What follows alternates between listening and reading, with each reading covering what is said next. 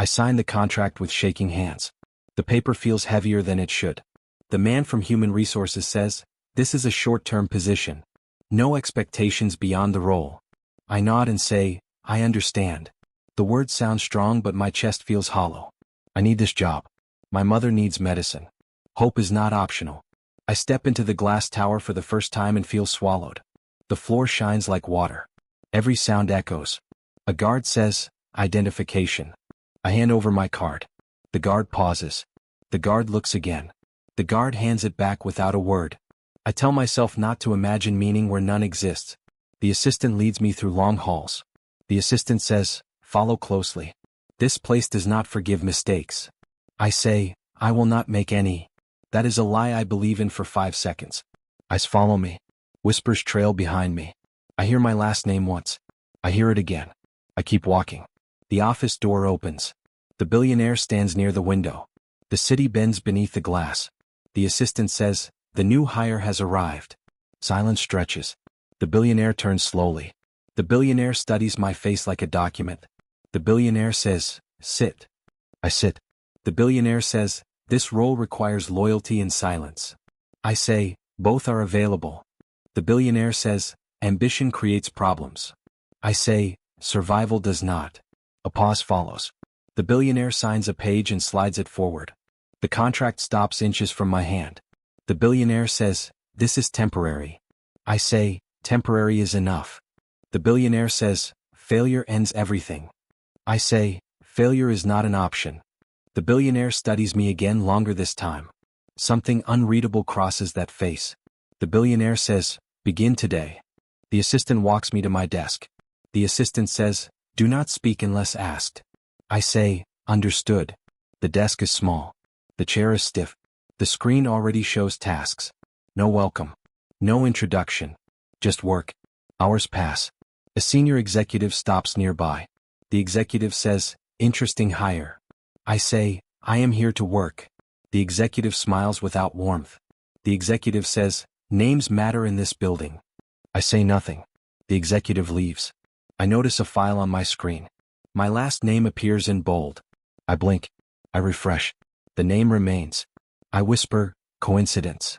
The word does not believe me. My pulse climbs. During lunch, a staff member says, "New people rarely last." I say, "I plan to." Laughter follows. A quiet laugh. A knowing laugh. I eat alone. I read the contract again. One line stands out. A clause about legacy assets. A clause about discretion. My fingers tighten. I remember my father's old ring. I remember promises never explained. I shake the thoughts away. The day ends late. The billionaire passes my desk. The billionaire stops. The billionaire says, "Do not disappoint." I say, "I will not." The billionaire walks on. I stay seated long after the lights dim. The contract rests in my bag. My name echoes in my mind. I feel watched. I feel chosen. I feel afraid. I leave the building knowing one truth. This job is not small. This contract is not normal. And my life has already begun to change. I learn fast. I learn when he likes silence. I learn when he wants reports early. I learn when not to speak at all. He says one morning, "You anticipate well." I say, "I listen." He nods like that matters. The work becomes heavier. The trust becomes real. Files land on my desk without warning. Meetings shift when I enter the room. He says, "Stay." Others leave. I stay. A senior female executive stops by one afternoon. She says, "You look lost." I say, "I am learning." She smiles. She pulls a chair close. She says, "Powerful men respect silence, not fear." I say, "I have plenty of silence." She laughs softly.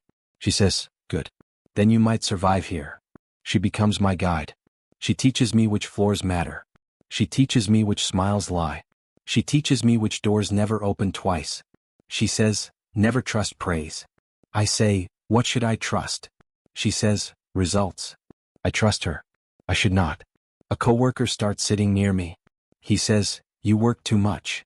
I say, "I need this job." He says, "We all do." We share coffee. We share complaints. We share quiet laughs. He says, "You do not belong with the rest of us." I freeze. He adds, "You are better." Relief hits first. Pride follows. I tell him about my mother. I tell him about bills. I do not tell him about fear. Days blur. Weeks pass. He starts calling my name during meetings. He says, "What do you think?" I answer clearly. The room listens. After one meeting, he says, "Where did you study?" I say, "I did not." He frowns. He says, "Strange." Another day he says, "Your last name." I tense. He says, "It appears often in old files." I say, "It is common." He watches me closely. He says nothing more. The executive guide warns me gently. She says, "Do not attract attention." I say, "I am only doing my job." She says, "That is how danger begins." I laugh it off. I think she is protecting me. She asks questions later. Small ones. Careful ones. She says, "Your father." I say, "He died." She says, "I am sorry." She says, "Any inheritance?" I say, "Nothing." She nods slowly. She remembers. The coworker asks me one night, "Do you trust him?" I say, "I trust the structure." He says, "Smart answer." I believe honesty builds safety. I believe silence builds respect. One evening I find my contract copied on another desk. I say nothing. I should have. He calls me into his office late. The lights are low. He says, "You remind me of someone." I say, "Who?" He says, "Someone I failed." The words sit between us. I feel something twist inside my chest. He dismisses me gently. That scares me more than anger. As I leave, I see the executive guide watching. She smiles. It does not reach her eyes. I do not notice the emails forwarded. I do not notice the files saved. I do not notice the stories rewritten. I walk home believing trust is growing. I do not see the trap closing. The meeting appears on my calendar without explanation. No subject. No notes. The coworker says, "Do not worry." I say, "I am not." That is another lie I believe for seconds. The room is full when I enter. Too full. Legal. Security. Senior executives. He sits at the head of the table. He does not look at me. The senior female executive sits to the side. Her hands are folded. Her face is calm. He says, "Sit." I sit. A screen lights up. Files appear. My name appears. He says, "Explain this." I say, "Explain what?" A document opens. Confidential numbers. Internal memos. External transfers. He says, "This was leaked." I say, "Not by me." Another file opens. My access code. My login time. I shake my head. I say, "I have never seen that." Legal says, "The system says otherwise." I say, "The system is wrong." He finally looks at me. His eyes are cold. He says, "Are you denying responsibility?" I say, "I am denying guilt." The coworker shifts in his seat. I look at him. He does not look back. I say, "You know me." Silence answers. The senior executive clears her throat. She says nothing. Another document appears. Messages rewritten. Sentences twisted. I say, "Those words are mine but not like that." Legal says, "Intent is clear." My heart pounds. My voice thins. I say, "Someone framed me." He says, "That is a serious accusation." I say, "So is this." He leans back. He says, "You were trusted." I say, "I still am." He shakes his head. That small movement breaks me. Security steps closer. I notice then. The senior executive finally speaks. She says, "I warned her about boundaries." I stare at her. I say, "You asked those questions." She says, "I asked to protect the company." The coworker finally speaks. He says, "I saw her working late." I say, "You work late too." He looks down. He says, "I think she wanted more." The words slice clean. I look at him. I say, "You know that is not true." He says nothing. He stands. The room follows. He says, "This position requires absolute trust." I say, "Then investigate." He says, "We have." I feel dizzy. The table feels far away. He says, "Your contract allows immediate termination." I say, "Please?" That word escapes me before I can stop it. I hate it the moment it leaves my mouth. He says, "Security will escort you." The room does not react. No gasps. No protests. Security takes my arm. Not rough. Firm. I say, "This is a mistake." Legal says, "The decision is final." I grab my bag. The contract slips out. I see my father's ring inside. I clutch it. The senior executive avoids my eyes. The coworker stares at the floor. As I am pulled away, I look at him. I wait. I beg without words. He does not stop them. The hallway feels longer than before. People watch. Whispers return. Someone says, "I knew it." The elevator doors close. I finally breathe. In the lobby, security releases me. One says, "You should leave." I step outside. The glass tower reflects a stranger. My badge no longer works. My phone fills with alerts. Accounts locked. I stand there shaking. I understand one thing too late. Trust was never built. It was borrowed. And it has been taken back. I step inside my apartment and the door closes behind me like a verdict. I do not speak. I do not move. My mother calls from the kitchen. "Dinner?" I shake my head. She frowns. "Something happened?" I say nothing. I sit on the edge of the bed. The ring slides from my finger. I catch it. I stare at it. It feels heavier than ever. The phone buzzes. I glance. An unknown number flashes. I ignore it. It buzzes again. I answer quietly. "Hello." A man's voice. "Is this Miss Eliza?" I want to hang up. I almost do. Something in his tone stops me. "You are your father's daughter, yes?" I stiffen. "What do you want?" "I am a lawyer. Your father, he protected assets that were never meant to vanish." My heart stops. I say, "I don't understand." He says, "It's complicated. But he left instructions. You were to be informed when the time was right."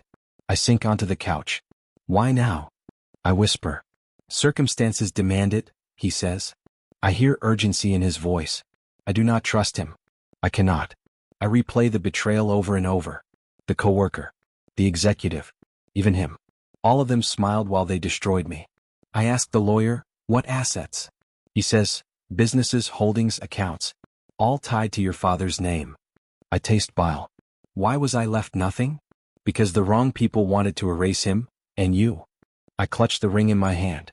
I feel anger flicker through grief. Not just loss. Betrayal. Manipulation. I feel alive again. My mother knocks. "Are you okay?" I lie. "Yes, just tired." She leaves. I pull out the contract from my bag. I look at the signatures. I imagine the tower.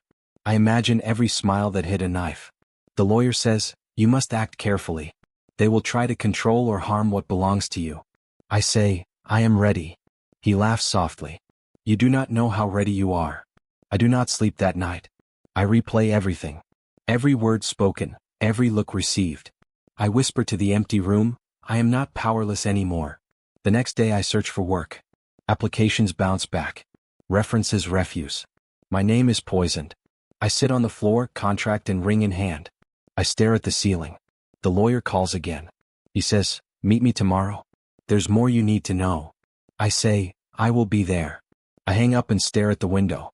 The city moves below me, unaware of what is coming.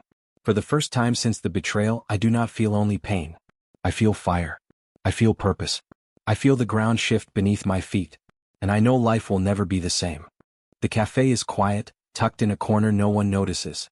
I slide into the seat across from the lawyer. He nods, placing a thick folder on the table. "Everything is here," he says. I open it. My hands shake. Photos. Legal seals. Documents stamped with authority. I whisper, "This, all mine?" He says, "You are the sole heir. Every asset, every holding." I blink. "No one told me." He shrugs. "They tried to erase your father. They tried to erase you." I look at the papers again. A photo of my father as a young man, smiling at me in a frame I never had. The letter from the trust, signed decades ago. Names I recognize, men and women now powerful, crossed off. Why hide this? I ask. "Because he refused to hand control to the wrong people," the lawyer says. "They wanted easy obedience. He demanded integrity." My pulse quickens. I finally understand why whispers always followed my name. I was never poor by accident. I was made poor on purpose. Anger rises. Hot. Sure. I bite back words. I sit quietly. I need patience. "Can you help me disappear on paper?" I ask. "Disappear?" "Yes. I do not want them to know what I know yet. I need time. I need preparation." He nods. "It will be done." I stare at the folder again. Calculations. Assets. Transfers. I feel power unfamiliar in my fingers. Where do I start? I ask. "Learn." Observe. Build quietly, he says. Finance. Law. Influence. I close my eyes. Memories flash. Betrayal, lies, stolen trust. I inhale slowly. I do not want revenge driven by emotion. I want justice. The lawyer slides me a small notebook. Every detail matters, he says. I open it. I see columns, names, patterns. I nod, swallowing a surge of excitement I have not felt in months. I ask, how long? How long, he repeats. As long as it takes for them to never see you coming. I pocket the papers and the notebook. I leave the cafe with a steady stride. The city feels different. The same streets. The same towers. But I feel unseen power humming beneath me. I remember the ring in my bag. I twist it around my finger. A reminder of where I came from. And who I am meant to be. That night I sit by the window. The lights of the city stretch below me like tiny flames. I whisper to myself, no more begging. No more explaining. Only patience. I imagine walking back into the tower, unrecognized, untouchable. I imagine the faces of the people who betrayed me, frozen with disbelief. I smile faintly, quietly. The girl who left that building powerless is gone. The woman building from the shadows is rising. And she will not be ignored. I change everything. Hair darker. Clothes muted. Voice softer on the phone. Eyes careful, scanning rather than staring. I rent a small office far from the tower. I dress like someone ordinary. I sit in cafes, read financial reports, watch people move through the city. I call it learning from shadows. The empire is alive, pulsing, unyielding. Every decision matters. Every smile hides a knife. I call an old contact. Do you trust me? I ask. Always, he says. He does not know my full name. He does not need to. I discover her first. The senior executive who guided me. She is rewarded with a promotion. I record it. My former coworker. He signed the reports. He approved the evidence. He advances without question. I feel the urge to confront him. I grip my pen. I stop myself. I'm not ready.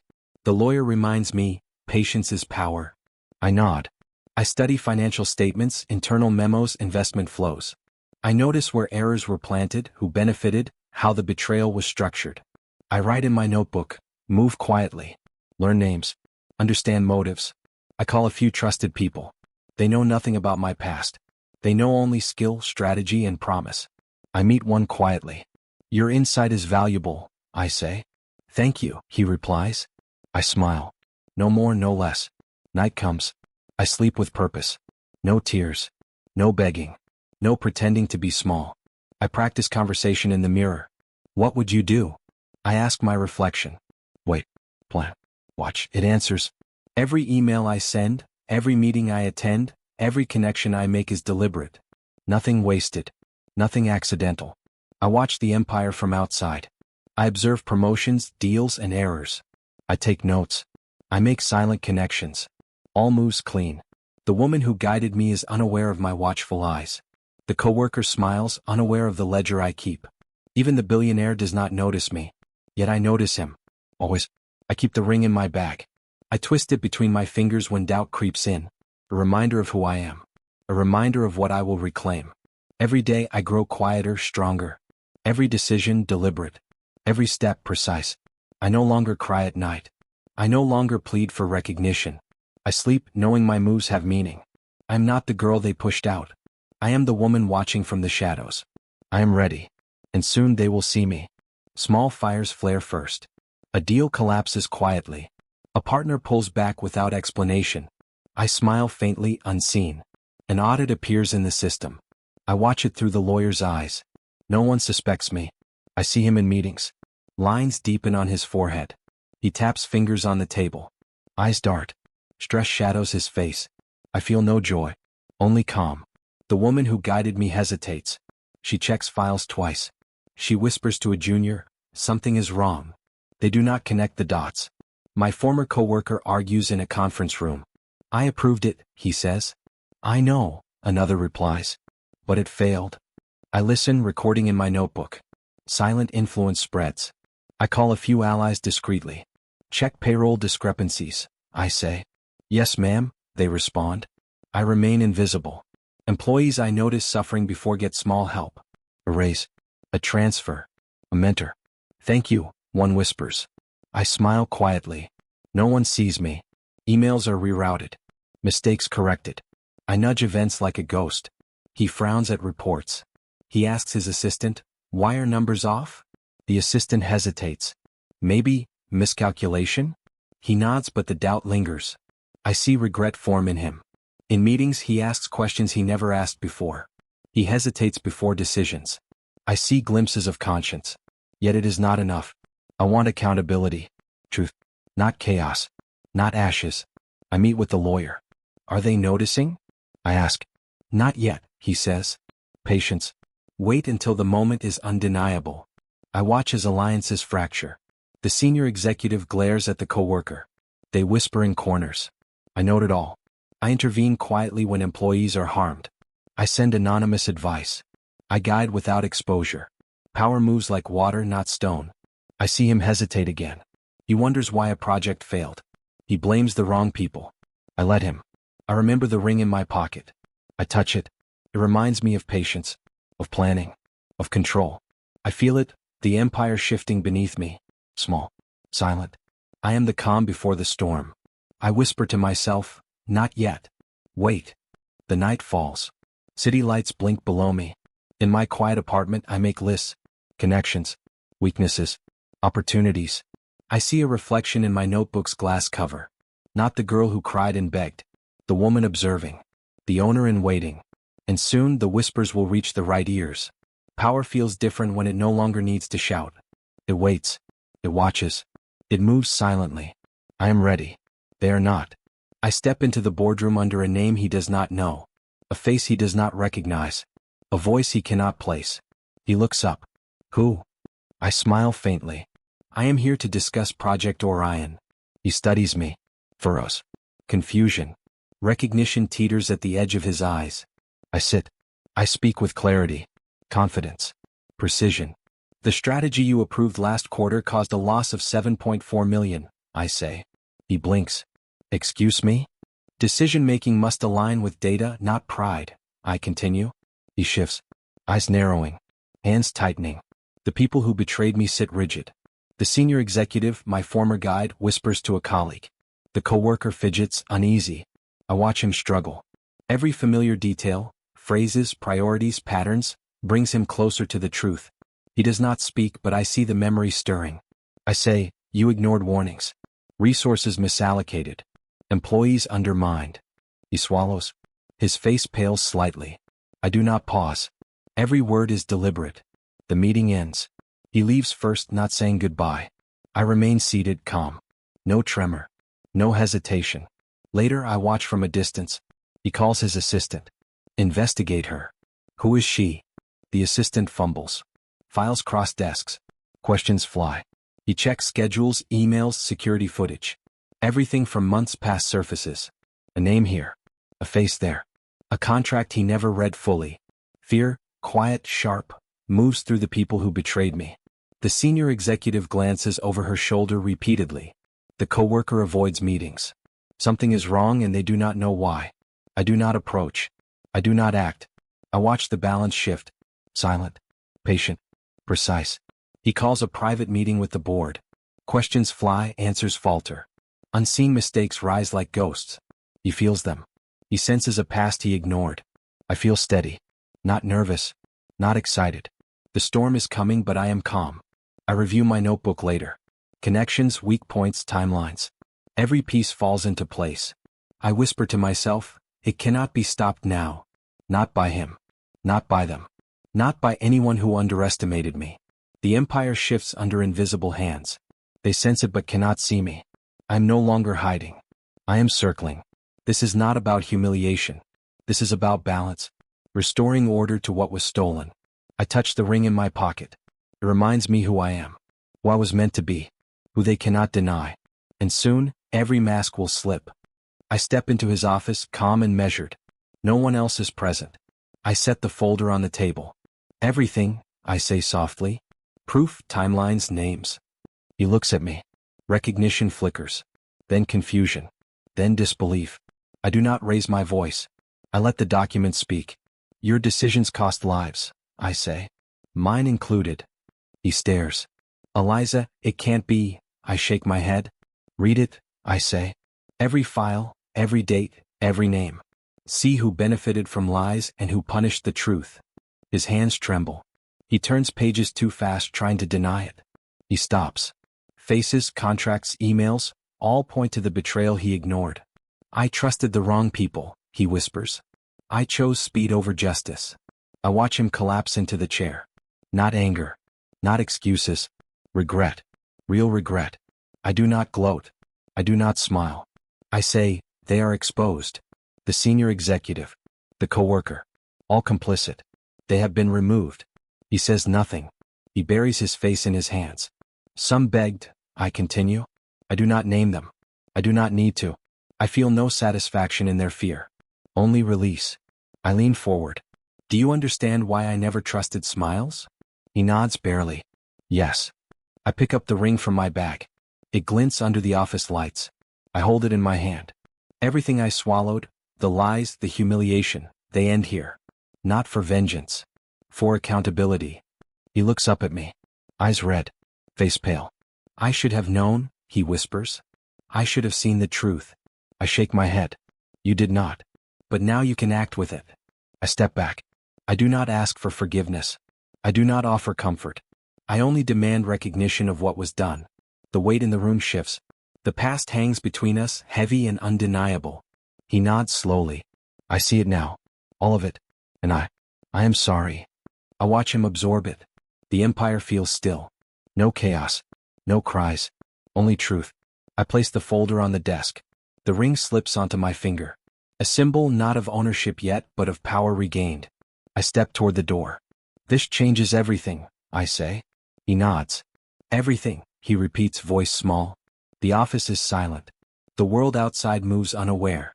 I walk out. The confrontation is over. But the balance has shifted forever. The press release hits the wires early. New CEO appointed. Empire ownership transferred. I read it calmly. No triumph. No need for drama. The office is quiet as I step inside. People pause. Whispers ripple. Eyes widen. I nod at the senior staff. Let's begin, I say. No ceremony. No fanfare. He waits by the door. The man who once ignored me. The man who trusted the wrong people. He steps forward, hands open. I am here to follow your direction, he says. I nod. Then do it well. Prove loyalty with action. He bows slightly. Acceptance in his eyes. I rebuild systems. Policies shift. Transparency replaces secrecy. Loyalty replaces fear. Employees once discarded now have voice, protection, respect. I walk through the floors. A worker stops me. Thank you, he whispers. I smile faintly. It is enough. Audits move smoothly. Errors corrected. Projects align with integrity, not shortcuts. He watches from his office across the hall. The weight of regret sits on him like a shadow. But I do not punish endlessly. I guide. I observe. I allow him to earn respect back through effort. I call a meeting. Decisions are final. Accountability matters, I say. Heads nod. Eyes steady. I feel control settle over me. I glance at the window. The city stretches below. No longer a place of fear. No longer a place where I was powerless. I touch the ring on my finger. Feels heavier now. Not a burden. A reminder. Power is heavy. Cling. Precise. I meet him in the conference room. Your experience matters, I say. He nods. Every day, he whispers.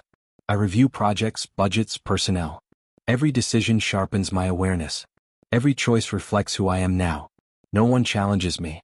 Not because they fear me. Because they respect what has been earned. I sit at the head of the table.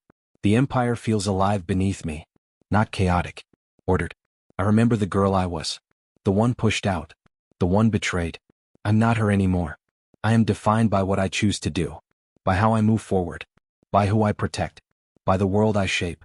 The lights flicker across the glass walls. I breathe in the weight. It is mine. And it feels right. The empire no longer defines me. I define it. And in that moment I finally feel steady. He waits outside my office. Not with arrogance. Not with expectation. Only stillness. I owe you an apology, he says softly. No demands. No conditions. I study him. The lines on his face. The weight in his eyes. I believe him. I close my eyes for a moment. Betrayal. Shame. All the nights I cried alone.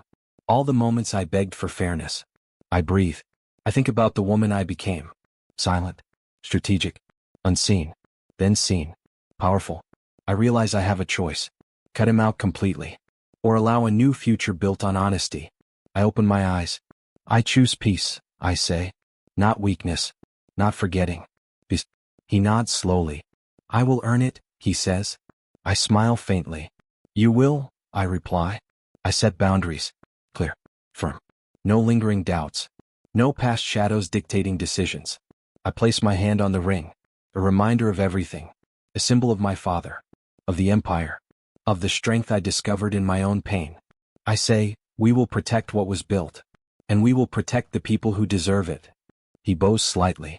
Yes, he whispers. I watch him leave the office. Not as a subordinate. Not as someone who destroyed me. But as someone who now works within truth. I turn to the city outside. The lights flicker across glass towers. Every street, every office, every person moving below feels like part of a story I can finally influence. I remember my mother's face. The nights I feared failure. The nights I feared I was nothing. I am no longer silent. I am no longer small. I am no longer defined by what was done to me. I am defined by what I choose to do. I pick up the notebook I used in shadows. The one with connections, plans, and lessons. I close it and set it aside. The empire hums beneath me. Order restored. Justice balanced. Power steady. I whisper to myself, I protect what is right. I protect myself. And I will never be silent again. The choice is mine. And I have chosen wisely. The past is honored.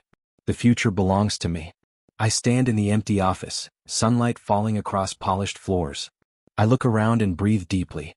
The empire hums quietly beneath me. Not chaos. Not fear. Order. I hold the contract I once signed. The girl who signed it feels far away. I feel compassion for her, not shame. I whisper softly, you did what you had to. Her fear. Her uncertainty. Her smallness. All of it shaped me, but none of it defines me now. I walk to the window. The city stretches below.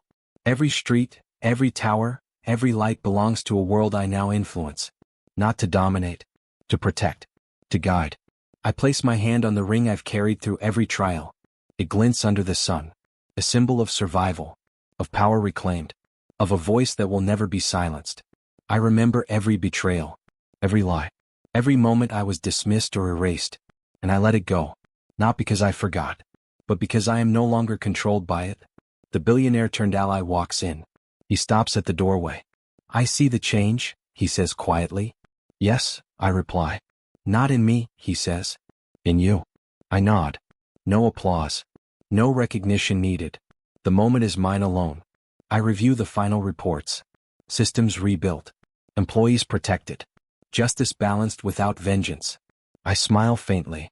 It is steady. It is calm. It is mine. I think of my mother, of the nights I feared failing her. Of the girl who once begged for survival. I'm no longer that girl.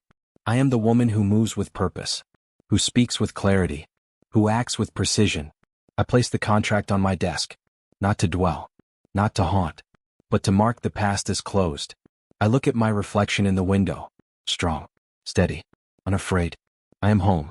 The empire is not just under my control. It is under my protection. Not for power alone. But for justice. For loyalty. For truth. I close the office door softly behind me. The click echoes in the quiet. Final. Certain. I take a deep breath. I feel the weight of my choices. The weight of my strength. I smile. The story does not end in loss. It ends in ownership. Of my voice. My name. My future. I am no longer hidden. I'm not afraid. I am whole. And this time the door is closed, stronger than ever. I was dusting the library shelves, pretending to polish the same spot for the third time, when the voices drifted from the hallway. She's too naive, said a familiar voice. We need to keep the father informed. He trusts us. I know, another voice replied. I'll make sure she doesn't suspect.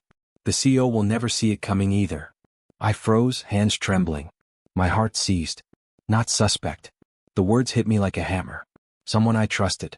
Someone I considered a friend, feeding information about me, about everything, to my father. Every mistake, every quiet word, every glance I thought was private. My chest tightened. Betrayal tasted like iron in my mouth. I swallowed, trying not to breathe too loudly, trying to convince myself this wasn't happening. But it was. I backed away slowly, heart racing, but the voices disappeared. Whoever it was had left. The silence that followed felt heavier than any words could be. I fled to my room, pressing my back against the door. My hands shook, tears threatening to spill. How could someone I trusted? I sank to the floor, clutching the locket around my neck. The world felt suddenly smaller, crueler, and yet oddly more alive. Every smile, every nod I had given, all now tainted by suspicion. A soft knock interrupted my spiraling thoughts. Zara? His voice, low and calm, cut through the storm in my mind. I wiped my tears quickly, trying to appear composed. I'm fine, I said, voice tighter than I intended. He opened the door, his sharp gaze immediately reading the tension in my posture. You're not. I faltered, unsure how to begin. How could I explain betrayal without breaking apart completely? He stepped inside silently, closing the door behind him. Do you want to talk? I shook my head, swallowing the lump in my throat. I don't know what to say. He crouched to my level, placing a hand on mine. Just the touch, light, brief, sent a shiver through me. You don't need words. You just need to know that I see you. I believe in you. My chest tightened. His presence was maddening, comforting and dangerous all at once. I trusted someone, I whispered finally. Someone I thought was my friend. They've been giving information to my father. Everything about me. His hand didn't leave mine. I see. And it hurts, doesn't it? I nodded, feeling the betrayal twist deep inside. It's like a knife, twisting. Every interaction, every smile, every word now feels suspect. He exhaled slowly. Trust is fragile, he said. Loyalty, even more so. But this? He lifted his hand slightly, fingers brushing mine again. This is why you must learn to move silently, to hold your own power. I blinked, confused. Silent power? Observing. Listening. Acting when no one expects it. That's strength. That's control. And right now you need both. I shivered at his words. The mansion suddenly felt smaller, the shadows darker, the stakes higher. I realized he wasn't just speaking to me, he was teaching me in subtle ways about survival. I don't know if I can, I admitted, voice breaking slightly. You can, he said softly. You already have more than you think. And sometimes, betrayal is the spark you need to ignite the fire inside. The words lingered. Betrayal. Fire. Spark. I felt it flicker within me, a warmth that was frightening, intoxicating, and yet empowering. I want to stop being passive, I whispered. I don't want anyone to dictate my life. Not my father, not friends who pretend to care, not even anyone. His gaze softened, almost imperceptibly. Good. That's the first step. The hardest step. The one most people never take. I looked down at our hands still brushing together. His touch was light but the meaning heavy. Silent support. A challenge. A promise. You trust me? I asked, barely above a whisper. I do, he said simply. Not because I have to, but because I see you. And I know what you're capable of. A warmth spread through me, fragile and fierce. His belief in me cut through the sting of betrayal.